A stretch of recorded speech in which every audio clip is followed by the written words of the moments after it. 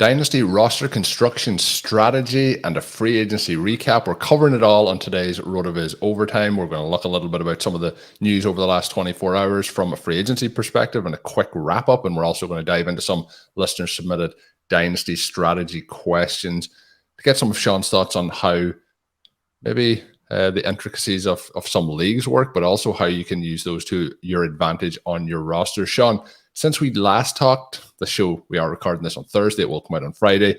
Aaron Rodgers still with the Green Bay Packers, but the interview you did with Pat McAfee would make it seem like we're closer to the New York Jets move than ever. I'm going to be interested to see what sort of compensation maybe can be mixed in there for Green Bay, but we're not going to talk about that on today's show. We talked running backs on the show that came out on Wednesday. We talked about some of the zero RB candidates that would be involved in that. There's a few running backs who have signed contracts, Shawn, over the last 24 hours. One of those being Alexander Madison, re-signing with the Vikings in a 2-year contract. And it's going to be interesting with him to see what happens. Rumors have been circulating over the last week that maybe the team is trying to move Dalvin Cook, which would then obviously bump Madison up that depth chart a little bit. I was potentially hoping that he would have moved somewhere else, but when he didn't move in that first round free agency early on the first day, I thought that there was a high chance he ends up with the Vikings. Somebody who has moved team last year as well in the season, Shawn, that was James Robinson, who started last season very strongly on his return from injury. He signs a 2-year contract with the New England Patriots. So we've talked quite a bit about Ramondre Stevenson, for example, over the last couple of months on the podcast, and he's going to have a running back teammate there in James Robinson. Juju Smith-Schuster, though, Shawn, probably the most noticeable move of the last 24 hours. He also ends up in New England with his contract. What are your thoughts? And I know there's some instant reactions up on rotoviz.com at this current moment in time around a lot of the free agent moves, but Juju Smith-Schuster in particular. Yeah, there's a great article up on the site from Bjorn Yang Barnett, kind of breaking down the situation, breaking down the advanced stats, letting you know what you can expect from Juju in New England. I'm going to give a little bit more of an emotional reaction as someone who was watching Smith-Schuster carefully all season. Obviously, he played for my Kansas City Chiefs last year. We were hoping that he would be a piece to help cover the loss of Tyreek Hill. And there were a couple of flashes at different times, but even in those, one of the things that I wrote during the course of the season, about a month in, is that Juju was actually back to creating yards after the catch, which is something that had been a huge part of his early career profile. And yet, even on those plays, those were plays where Patrick Mahomes had to extend the play a long time, right? It was one of these plays where Mahomes drops back. The defense is obviously scared, so they have a lot of guys back in coverage. They're trying to rush, but the Chiefs have had a pretty solid offensive line.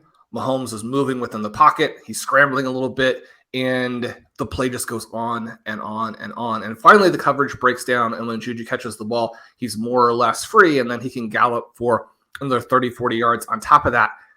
That is not the peak Juju from when he was 21, 22 years old. And I have to say that it was extremely frustrating to watch him play this season.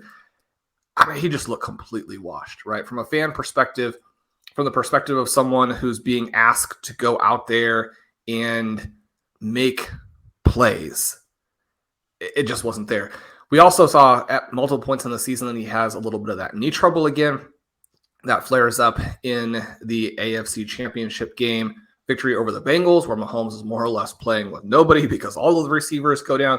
We talked a little bit yesterday about Allen Lazard, about Jacoby Myers, and where they were in their trajectory, what they had done in terms of generating targets at that 24% per route level. Juju down at 20%. That's not really an impact player.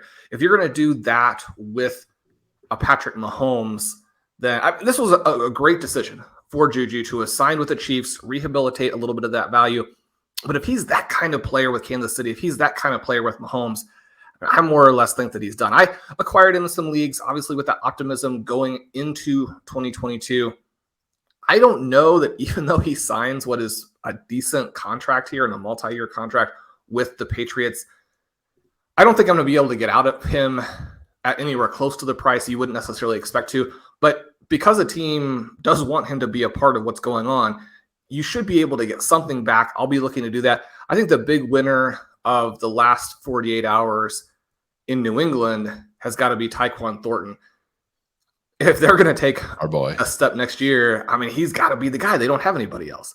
And I mean, they're still looking in the trade market. They could add another player, but the Patriots need a lot for them to have this be the first domino.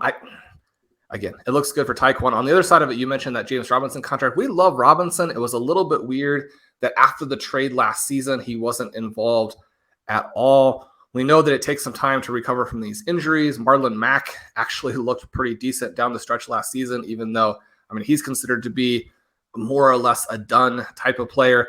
That move is disappointing, I think, because Pierre Strong, even Kevin Harris, some interesting guys behind Ramondre Stevenson. It doesn't mean that those guys have no path now, but you're really hoping that Pierre Strong would be the complement to Ramondre Stevenson. It doesn't look like it's going to happen. Yeah, something I'm interested to track as well. You mentioned Myers there a moment ago. Jacoby Myers obviously going to the Raiders. Juju now replacing him with the Patriots, and very, very similar contracts. Some of the structural elements a little bit different, but if they were there for the 3 years, both of those guys kind of similar contracts overall. But yeah, it'll be interesting to see who ends up being the better value out of those two, I guess, for the teams paying out those contracts. But Robinson as well, you mentioned it. It looked like he, medical marvel comes back, looks great, has some big games, and then maybe it did catch up with him as the season went along. But that after moving to the Jets, that was kind of just a bizarre situation where he was not involved at all. A running back, Shawn, that hasn't been a favorite of ours over the years, but has been one of the highest scoring fantasy running backs of the last kind of 5-6 years in total, and that is Siegele Elliott. He was released by the Dallas Cowboys. And we're not going to get into offensive line play on this show, Shawn, but Orlando Brown, formerly of the Chiefs, signs a big contract with the Cincinnati Bengals, who have had their offensive line struggles over the years, and that's obviously a positive for Joe Burrow for the passing game there. We may get into that in a little bit more in a future show, but a bit of a loss there, another loss for Kansas City, but I don't think the Kansas City Chiefs are going to be too worried about missing out on Juju and free agency or not being able to retain his services. Shawn, as we're going to talk a little bit of Dynasty in a moment, is there any other particular topics or articles on the site that you want to give a highlight to today? Well, I wrote a little bit more than people are probably interested in on Baker Mayfield. He obviously signs with the Tampa Bay Buccaneers. Colm, he was our 20th round pick, our 5th QB in our recent Listener League draft. I don't know that he'll necessarily be the starter there in Tampa Bay, but in the 20th round. Is he this year's Geno Smith? Is that what you're saying? Well, Geno is someone with some upside, someone with some arm strength, someone with some accuracy. I don't know that we can assign any of those things to Baker Mayfield, but he has Chris Godwin. He has Mike Evans. I look into what the impact on those players will be, what it means for them in fantasy. Blair obviously has his beat out on Lazard. Neil is going to take Miles Sanders, who is moving to the Carolina Panthers. We're big Chuba Hubbard fans. Obviously, that knocks him a little bit. And we like Miles Sanders. Miles Sanders is one of these players who is sort of perpetually underrated or at least underappreciated in terms of what he brings to the table, his athleticism, his burst, his ability to get through the offensive line. And people talk about getting what's blocked. You have the hybrid QB there with Jalen Hurts. Obviously, all of that helps him. And yet you still have to have the plus athleticism and the good vision to get through that line. And I mean, there's a difference between Miles Sanders getting what's blocked and Siegele Elliott getting what's blocked. They have the exact same play, and what's actually blocked for the two guys based on their own abilities is going to be different. And so we like Miles Sanders, but I also don't know that it's that big of a difference between Miles Sanders and Deontay Foreman, another player who has looked good recently and has sort of rehabbed some of his value. It's interesting that he has not gone anywhere yet. But Hubbard still, I think, a solid pick in the very last rounds of drafts. Colm, you mentioned Alexander Madison. He's someone who is on the orphan team that we took over. He factored into our first trade with that team. We moved him for the 304 and a future 5. And I know a lot of listeners are going to say, well, I mean, there were scenarios where that could be a really light package. And we did it recently, right? I guess I'm not a big believer in the talent for Madison. Now, one of the things we do talk about from time to time with zero RB is that if you're going to get the bulk of the carries, if you're a 3-down back, which Madison has been at times for the Minnesota Vikings and really under multiple coaching staffs, you don't have to be some Jonathan Taylor, Saquon Barkley, Christian McCaffrey to score the kinds of points that help a team.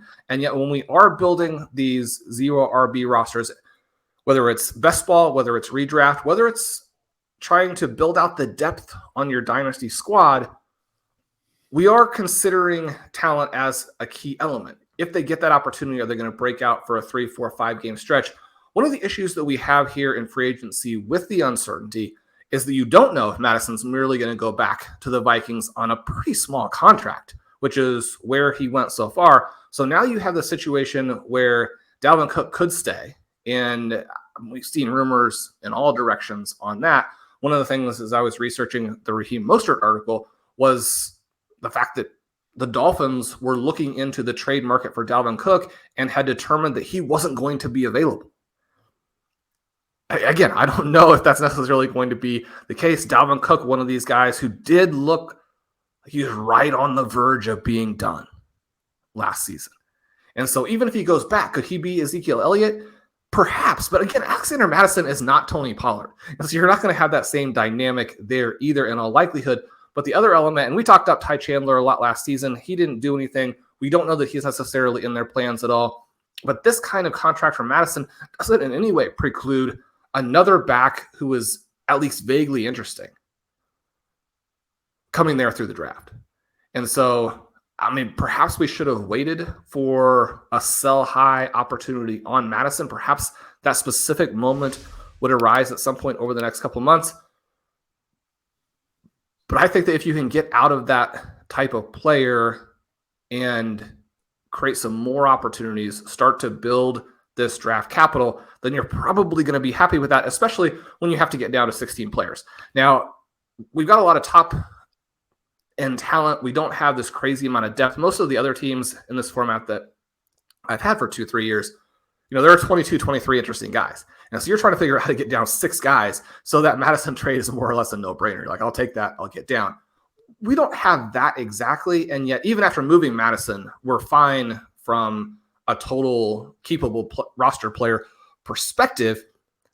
And the other thing here, Colm, and I know this factors in for you as well, is that with this being our first trade and our introduction to new league mates, I don't think that there's any problem, and there's certainly an opportunity to show that you're easy to deal with, that you're willing to make some trades, even if people think that we got fleeced in this deal. That's fine. We're going to get a lot of trade offers in the future. And even if those trade offers are mostly declined, every offer that you get gives you information.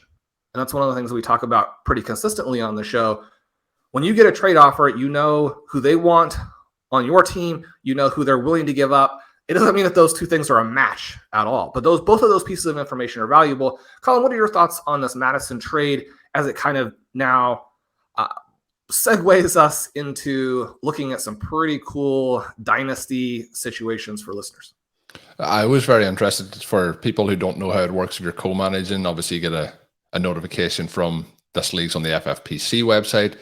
So both of us get that message, but I probably seen it a little bit earlier based on time zones and Shawn, and I sent over a message. And I usually I'll send something, if I'm not interested or what the other team has, but I felt like this was probably up our alley in terms of how things were looking in terms of the trade. But I'm happy with it. I think he's a player that was probably going to be on the roster that may not have been somebody who, as we look to add players, add those rookies and so on, that may have been a little bit more on the fringes. The part that I think, Shawn, that you mentioned that I find very interesting, I had a few questions come in via Twitter DMs or via emails on this over the last month, but certain people talking about players who were approaching free agency. So Madison didn't feature in that, but Juju Smith-Schuster featured quite a bit when people were asking those questions. Somebody like a Jimmy Garoppolo was featuring in those.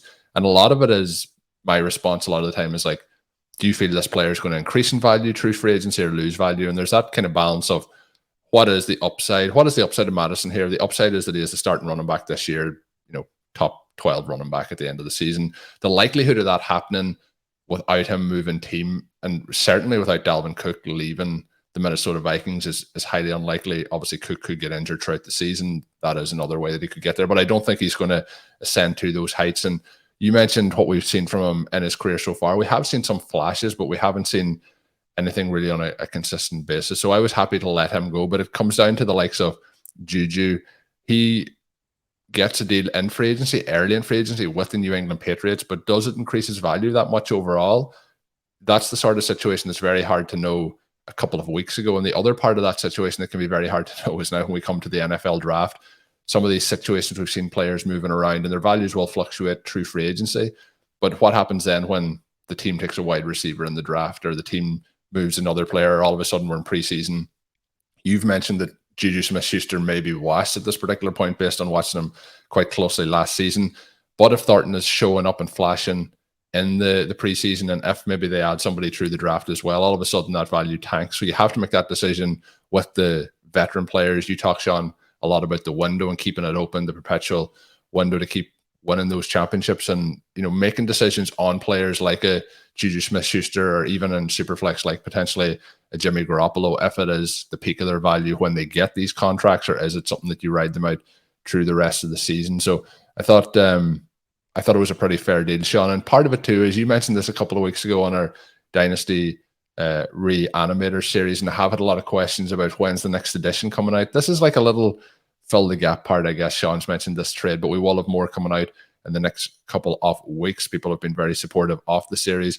But I do think, Shawn, what you mentioned too, there's like what your words a couple of weeks ago to one of the listener questions, which you have to have the patience. Don't just jump in. Don't just make those trades. And I think we have been very patient. And I think this has been a trade that I think will be fair for both sides as we move forward.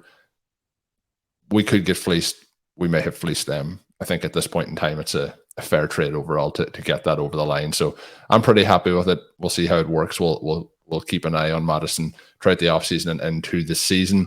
But the question, Shawn, that comes in is when I'm talking about values and how to balance those values, those expectations. This comes in from Bryson, and I thought it was quite an interesting one. He does share his team and his information. I'm going to kind of summarize it a little bit, but the general consensus of this question is, how much should you give up for certain players, even elite players who are at the real top end of their value at this particular point in time, or even players who may not be at their top end of their value? You may see additional ceiling to go in there, but his question is specifically around Justin Fields, and would you give up 3 first-round picks to acquire him in a Superflex Dynasty League? But this could be anyone just in general, of how much money you'd be willing, or not how much money, it could be money, but how much you'd be willing to give up in terms of being able to acquire him. So he mentions he's able to trade the 103, the 108, and a 2024 first for Justin Fields. Do I do it? He says, it feels very steep, but it's not often that a top 8 quarterback is available. And that's across all leagues. It can be very, very hard to acquire the top end talent. You really need to be acquiring them before that ascension starts, or taking them in probably through your drafts. But this league is 1 year old. He had a late first pick. He got boxed out of the top quarterback, so he went a different route. So he can't start 2 quarterbacks. One of those is a flex position. His quarterback at the moment is Joe Burrow, and that's what he has, is Joe Burrow at quarterback. So in Superflex, we've mentioned, Shawn, in the past, different ways we've attacked the Superflex Best Ball contest. But I do think you probably want to have more than one quarterback in Superflex Dynasty format moving forward. So he has mentioned, obviously, an issue of desperation at the position, but he has the 103, the 107, the 108. He has a second-round pick this year. He has 4 thirds this year, 2 fourths. He has 3 2024 firsts. He has 2 2024 seconds. So he has a lot of picks, but that doesn't mean that you should give them all up. What's your thoughts, Shawn, I guess for this question, but in general, your rankings on the site, they're tiered, but they're also based on what you should be trying to acquire players for, or what they're worth when you're moving them on. When you're looking at Fields, I guess the first thing is, how much do you have him valued at this moment in time? And then the other part is try not to put too much of your assets into taking in a player. I guess if there is one sort of player, would be a young ascendant player like Fields, it might make sense. But what are your thoughts on generally giving up big hauls of picks for elite players? This is a fascinating one, because like most trades that are available in competitive leagues, this one is sort of right on the edge. Justin Fields, you look at the rankings that you just referenced, and his trade value to me is 3 firsts. And you look at this here, and these firsts are spread in a way that's pretty fair. You have the 103, the 108, and a 2024 first. So you have the one that's really high, you have one that is later, and then you have one that is future. One of the things people ask from time to time, well, you have these picks valued, or you have these players valued as rookie picks, but a first round pick, depending on the calendar of the NFL season, is going to change slightly.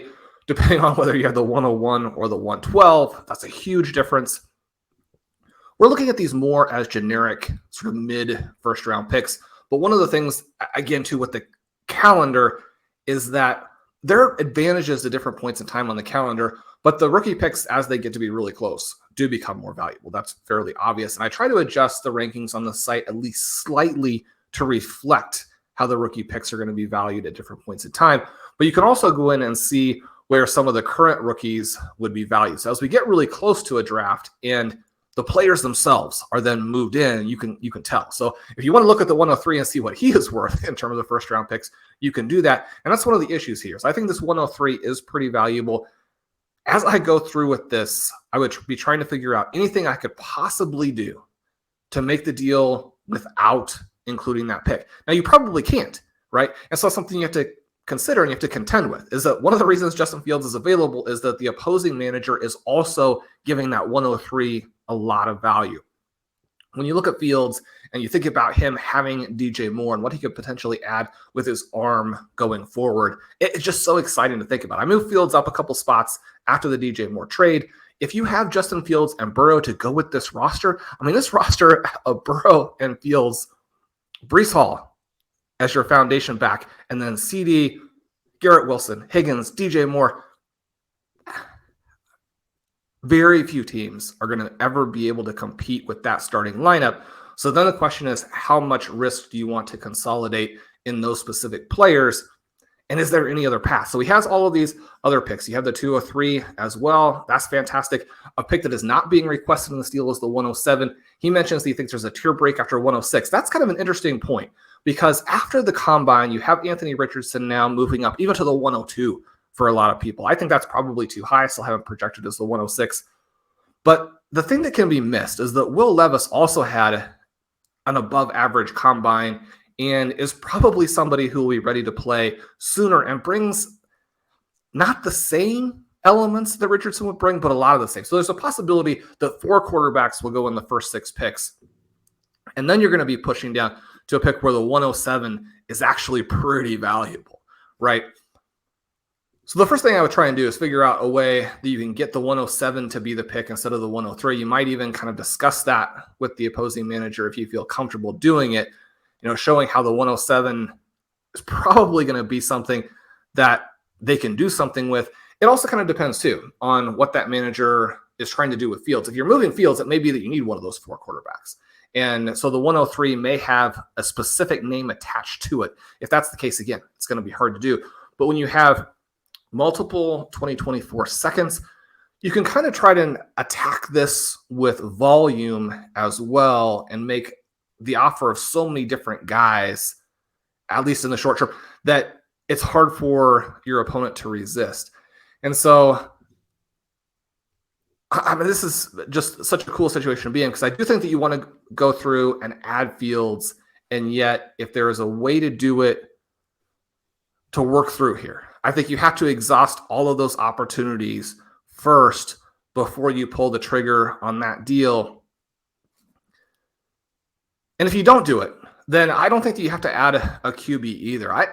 I'm a little bit skeptical about adding rookie QBs in these super flex drafts. It's one of the reasons I'd be interested in trading for Fields. I think that people can miss on the fact that the bust rate is high for QBs, that it requires patience. There are a lot of situations in which drafting a rookie QB brings the same elements as drafting a rookie tight end, and we know how they're discounted because people have to look to the future.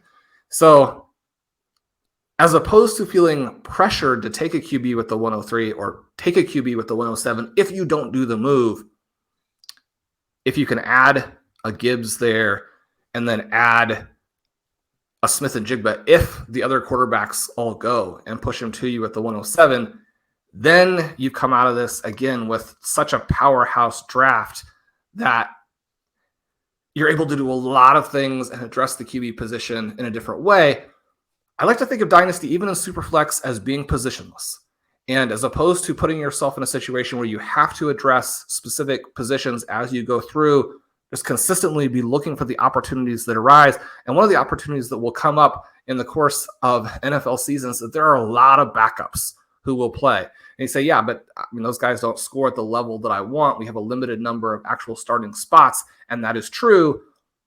But if your lineup at the rest of the starting positions is more or less unstoppable, and you're drafting guys who, I mean, nobody is bust proof, but just have such a high likelihood of success that you can then trade out of for more picks and more quarterback opportunities in the very near future. I mean, if Gibbs or JSN hit in the way that I think that they're going to hit, and that may be a little bit optimistic, but you're going to be able to make a lot of moves with them going forward. Maybe next year at this point in time, Garrett Wilson is the number one wide receiver in all of fantasy, but because you have that depth behind him, you can move him for 3 first-round picks or 2 first-round picks and a middle-of-the-road QB. So try to hit the best players, maneuver this trade to the best of your ability, try to stay positionless. But Justin Fields, I mean, Colm, I like what he's going to do over the next 3 or 4 years. Maybe he doesn't age in the same way as a Patrick Mahomes. We know that the rush first guys have gotten hurt, and Fields was battered last season. So you do have to consider that as well. But I love this roster. I love the flexibility. And either way, I think post-rookie draft, this team is going to look really, really cool. Yeah, I think it will. And the one thing I'll say is I always appreciate, and shout out to Bryson for this question, I always appreciate when we get these questions, the amount of detail that people put into them, because you really do need that context of what your team looks like. And I know Shawn mentioned some of the players, we didn't go into the specifics, but I mentioned the picks and the way the roster has been developed, the way the picks are being acquired. Lots of smart moves been made here in this. And, you know, I think this team's set up really, really well. I do think as well, mentioning the context is, you know, if your team is in great shape like this team, or if you have a lot of picks, it makes those decisions a lot smarter than if you're in a situation where the team is really in trouble. It feels it's going to be worth the same amount, Shawn, but those decisions aren't as smart, I guess, then in those situations. So thanks to Bryson for that question. We are going to jump into one from Nathan. And for anyone who is ever interested in submitting questions, whether it is team related or whether it's strategy related, send them our way. We'll try and fit them in on some shows. You can send them my way on Twitter at Overtime Ireland, or you can email them across at overtimeireland@gmail.com or rotovizradio@gmail.com. But this one comes in from Nathan, and he's looking for some advice on his roster in general. So it's a super flex league, 2 running backs, 3 wide receivers starting, 1 tight end, and then 2 flex and 1 super flex, so 3 flex total. He has Tua, Tannehill, and Howell. Shawn, we get a lot of people talking about Sam Howell in these emails. There's a big fan club. There's a Sam Howell fan club, but I think it's actually run by Shawn Siegele, I think, at this point. But then is Swift, Etienne, AJ Dillon, is Madison, who we talked about a little bit earlier, is Eli Mitchell, Chuba Hubbard, and Michael Carter, then Waddle, Pickens, Chark, Wan'Dale Robinson, Elijah Moore, Chase Claypool, Laviska Shenault, KJ Hamler sneaking in there. Shawn, that's one for you. Tim Patrick, and then Shaheed, and then Cade Otton and Isaiah Likely as well. The picks are the 102, the 105, the 106, the 112, and 2 third-round picks. So he is getting ready for this first round. He has 4 picks in that first round. Another question, sometimes I think trying to move those 101s or 102s or 105s, 106, for example, back can add in. Shawn talks about the superpower of trading back in drafts a lot, but he mentions he is near-term perpetual reloading, and he's thinking about moving off Swift as he's concerned about the long-term value. This question was submitted before the free agency moves over the last week or so with the Lions. Is a shot at Robinson or Gibbs in the draft, considering moving him individually or perhaps bundling Tua, Swift, and a first and trying to trade up for a top quarterback? So something we've kind of already discussed on the show in that last question. Looking at it is maybe starting with these options. And obviously I mentioned some changes, but I think the trades still stand out in the same way in terms of the overall valuations. That is Swift, the 112, and targeting one of Metcalf, Moore, Olave, or Wilson, and then Tua Swift plus the 112 for Herbert, or maybe trying for Mahomes. So the question, Shawn, to start off on this is, with your evaluations of, for example, Metcalf, Olave, or Wilson, and then the other one being of Herbert or Mahomes, do those kind of valuations fit into where you think you would be moving for those players? Swift is such an interesting name, and I've had a hard time valuing him, which is somewhat unique. I'm not wrong all the time about rankings, but I don't tend to have too much trouble knowing where I think the player should be at any given moment, even if that turns out not to be true. Swift is difficult because his talent is pretty unmatched. I mean, there are 4 or 5 guys who are in that same group, but when you think about the sheer number of running backs in the NFL, there are so few players who are at that level, and especially at that level with the receiving element to it. He's in a Detroit Lions offense that's going to score a lot of points. That is also very favorable for the running back there.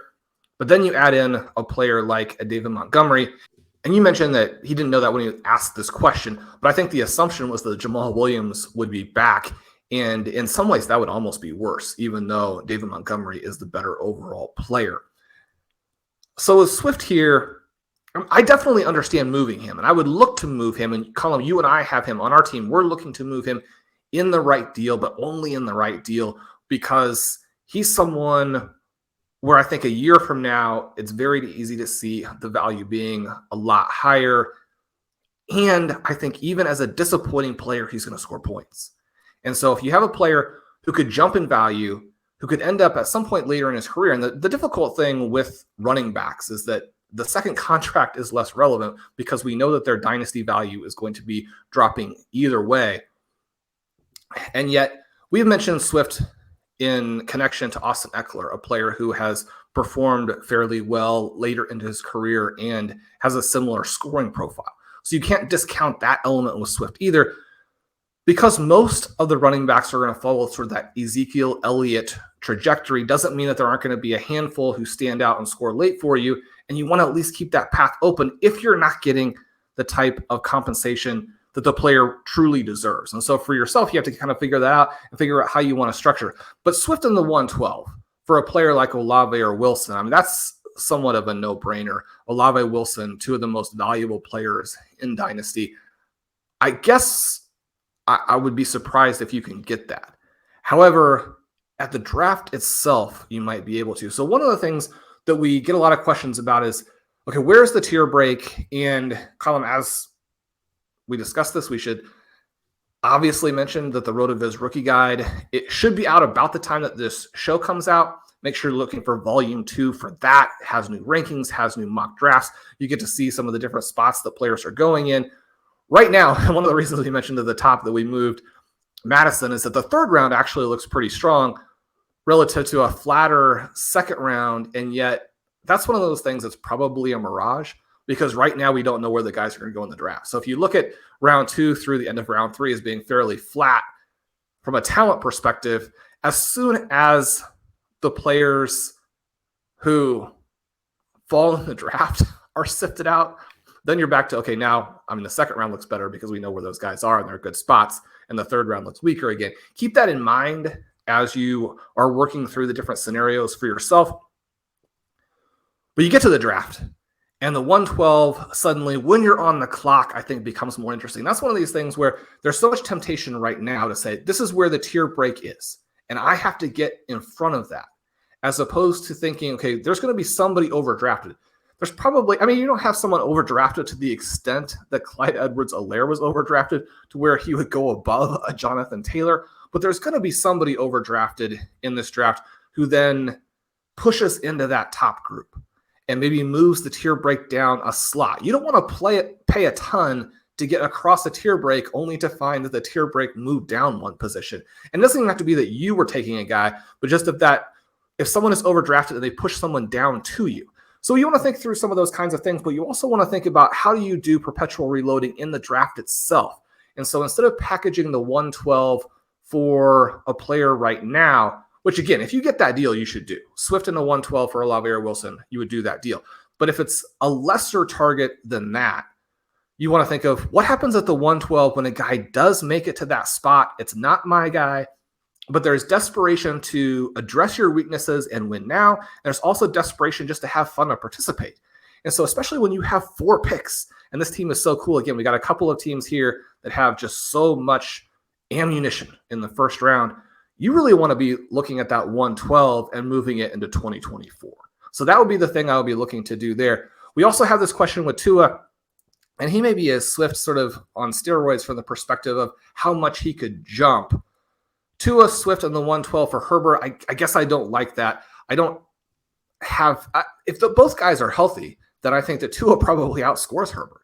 And so I like to take a little bit of risk on the player health. That partly is probably because I'm an optimist and I want the best for Tua sort of for, just his life as well. And so as I think through it, I think he's going to be okay. He's going to be healthy and he's going to be awesome. And so I probably don't make that move. The other thing, if you're thinking about it from, I wouldn't say a cynical or a more mercenary perspective, but just maybe a more realistic perspective, or from just a strategic perspective with Dynasty, if he makes it half a year before getting re-injured, his value is going to explode because he's going to score so many more points in that stretch. So I probably wouldn't do the second one. Colm, are those the same types of things that you're thinking when you look at these picks in this roster? Yeah, exactly. I think you're really spot on with the Herbert and Tua part and Tua's value increasing. I think like the thing that would terrify you if you have him as your quarterback is a situation where they say, in a month or 2 months, he's not going to be on the field for OTAs, or he's not going to be there for the start of training camp or something like that. And that's going to really obviously tank the value. But I don't feel like that is the situation that is going to happen. I would be very reluctant to, give up a 112, Tua and Swift for another quarterback, even if that was Patrick Mahomes. I think the individual pieces there are all much more valuable as that trio versus the one unit that we'll be talking about. The other part, Shawn, that he talks about is the 105 or the 106 to go after somebody like Pitts or a young wide receiver. You're much more intact with the rookie class coming in here based on the work you've done on the rookie guide. But I'm never against going for, and I want to say proven talent at the NFL level with one of those first round picks to get them versus the rookie coming in. But with somebody like Pitts, who the situation, we love the talent, but the situation may not be perfect, or a young wide receiver, would you be looking to move those picks potentially in that part of the question? He does mention about being weak at tight end and at wide receiver, but hoping to plan to improve on that in the draft. I usually think that you're better with tight end to try and improve that through, I guess, veterans rather than true rookie picks. Yeah, that's one of the areas that it's kind of fun that we have some disagreements on. And so that portion of navigating our own team will be interesting. We'll have some good discussions there. I really like to, and it depends how many picks you have. If you have 3, 4, 5 second round picks, which, obviously those picks are easier to acquire than first round picks, you really work to make sure you do that over time. If you have multiple second round picks, I like to take a tight end in the second round every year. And I think that you do end up very inexpensively putting together a deep roster of tight ends, which as everybody goes to tight end premium, and as every single season, we tend to be overly optimistic about who actually scores. If you have that deep stable there, I think it's very helpful. But I do think that big picture, what you're saying here is exactly true, where there's going to be some risk in the middle of this draft. Now, I mentioned on the previous question how things could play out well.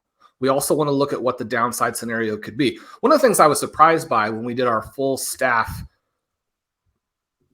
mock drafts for both Superflex and for 1QB, we had a lot of writers on the site who were interested in guys like Stroud and Richardson, even early in 1QB formats. I would push back pretty strongly against that, but we do know the quarterback scoring and the shape of that has changed in such a way that having a guy who separates can help you. Obviously, in Superflex, you're going to have those QBs going early, and yet you want to be looking at the rosters of your opponents and the people who are going to draft there, and also be trying to kind of take the temperature of your league mates and see what the enthusiasm might be for those 4 guys. Because if they are not going to go, and you can never know for sure, even if it looks like a guy needs to take a QB, I'm in a situation frequently where it looks like I need to take a QB and don't. So you can't say for certain that a person is going to feel pressured by their positional weaknesses, but you also don't know if someone's going to trade in. So you don't know.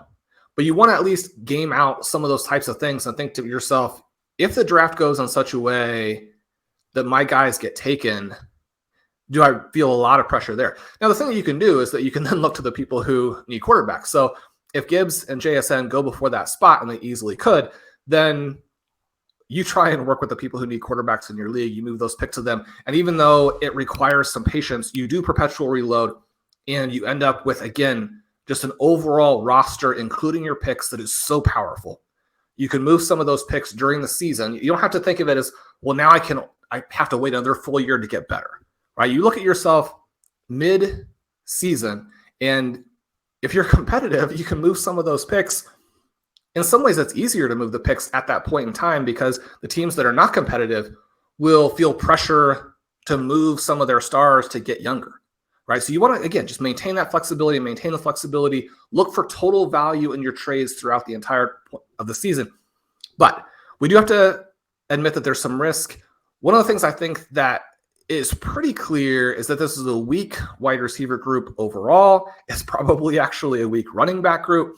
The things that people were talking about for this class only really come true if the 4 quarterbacks hit. Now, with the 4 quarterbacks being there, they're going to push some guys down to you. So that part of it is nice. If you have the 101 and you have Robinson, that part of it is nice. If you're out of that area, you have some risk. Quentin Johnston, somebody I really like, but there's no question there's some risk. Jordan Addison, another player I really like, but there's no question that there's some risk. Blair Andrews wrote a fantastic article on Jalen Hyatt recently, and I think people, if you haven't seen that, make sure you check it out. A lot of people do know that he's a big riser. He probably deserves to be looked at even as the wide receiver 2, but definitely not wide receiver 3, 4. If you're not in on him and you share some of the concerns about Johnston or Addison, then yeah, I mean, you want to be looking at the 105, the 106, the 107, all of those picks in that range as picks that you could move out of either for veteran players or trying to get a lot of value for 2024. If you move out of them into 2024, you should obviously get significantly more back than just one first-round pick. Yeah, very good stuff. And hopefully everyone has enjoyed listening to Shawn talking, but in particular, Nathan, who sent in that question. Thank you for sharing it. Hopefully it was beneficial as we walk through it. I enjoy getting Shawn's thoughts on all these things, but I always enjoy when he says that that's somewhere where we have potentially a disagreement. So I'm looking forward to seeing what we do dynasty-wise with our tight ends here moving forward. But that's going to bring us towards the end of today's show. Thank you for tuning in. I know our schedule was a little bit different this week. The shows come out on Wednesday, Monday, Wednesday, Friday. We may go with something like that throughout the off-season, but the best advice I can give you is to subscribe to the RotoViz Overtime podcast feed. You get each and every one of them once they go live. We're going to try and keep that cadence of 3 shows a week, but some weeks it may be 2, some weeks it may be 3, some weeks, who knows, it may be 4. So lots of stuff coming your way over the course of the offseason. If you are interested in submitting some questions or topics you'd like to hear us discuss, send them my way. Again, as I mentioned earlier in the show, you can send them over at Overtime Ireland. My name is Colm Kelly. You can follow me on Twitter at Overtime Ireland as another plug for the Twitter handle. You can also check out all of Shawn's work up on rotoviz.com. He mentioned the articles that are up on the site. He also mentioned his own articles. If you are signing up at rotoviz.com, you can use the code RVRadio2023 at checkout to save yourself 10% off a 1-year NFL pass and get you access to all of those articles, all of that content, and all of the tools up on the website. Until we are back, have a good one.